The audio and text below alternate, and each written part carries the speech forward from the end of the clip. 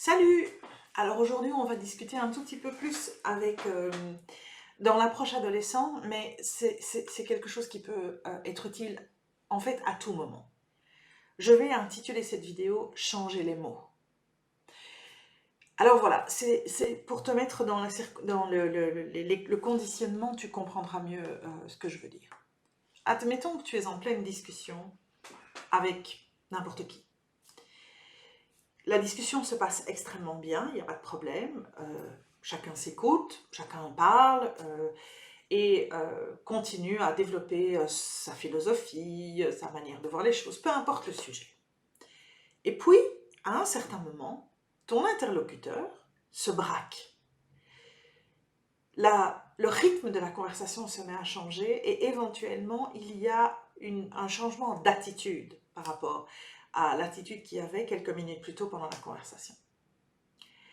Eh bien, j'ai découvert que quand ce genre de choses peut arriver, il y a une raison qui peut parfois expliquer ce changement.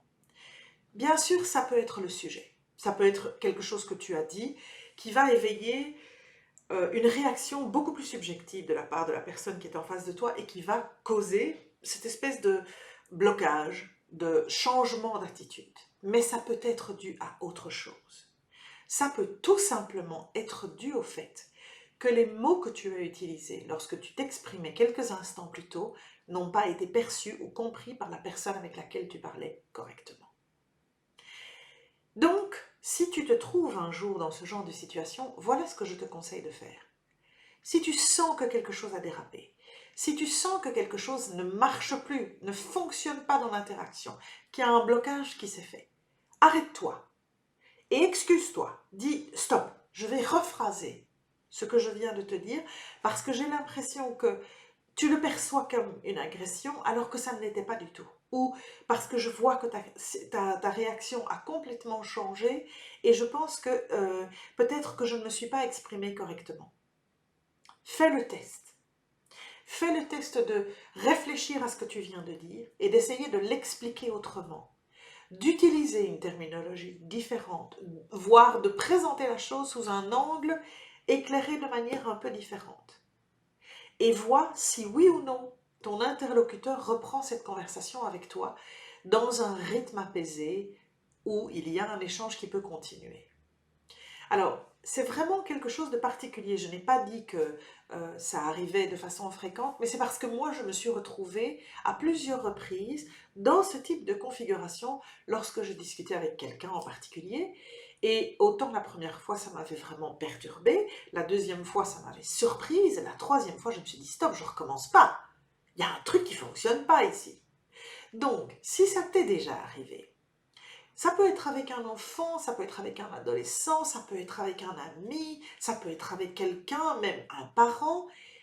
Interpelle-toi, non pas sur la réaction de l'autre, donc ne pointe pas le doigt, mais de nouveau, toujours dans ce même travail sur lequel on a déjà discuté, utilise l'expression du message « je » et questionne-toi sur le fait que peut-être la manière dont tu as exprimé ce que tu voulais, dans le flot de la conversation, dans l'emballement avec lequel tu pourrais peut-être l'avoir fait, fait que peut-être les mots que tu as utilisés n'ont pas eu l'impact que tu souhaitais. Au contraire, ils ont eu un impact qui, quelque part, est le mauvais impact.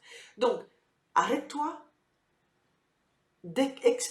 explique clairement à la personne qui est en face de toi que tu veux réexpliquer ce que tu viens de dire, rephraser ce que tu viens de dire, parce que tu sens une résistance venir de leur part, et fais l'exercice de rephraser. Alors, je pense que c'est un petit outil qui peut être extrêmement important, surtout quand on rentre dans ces phases de communication où on va devoir éventuellement discuter de certaines choses qui sont délicates et difficiles. Ce moyen, cette petite clé, ce petit outil, si tu en es conscient, si tu prends conscience de ça, peut vraiment aider à ne pas arrêter une conversation qui se déroule correctement et qui pourrait continuer si tout le monde continue à être apaisé et peut continuer cet échange où chacun est entendu et chacun a le droit de s'exprimer en étant entendu et chacun prend le temps d'entendre l'autre. Voilà, un petit truc, ça peut peut-être te parler, tu as peut-être déjà vécu ça, Tu vas peut-être l'expérimenter, mais si ça t'aide, tant mieux. Bonne communication et à bientôt!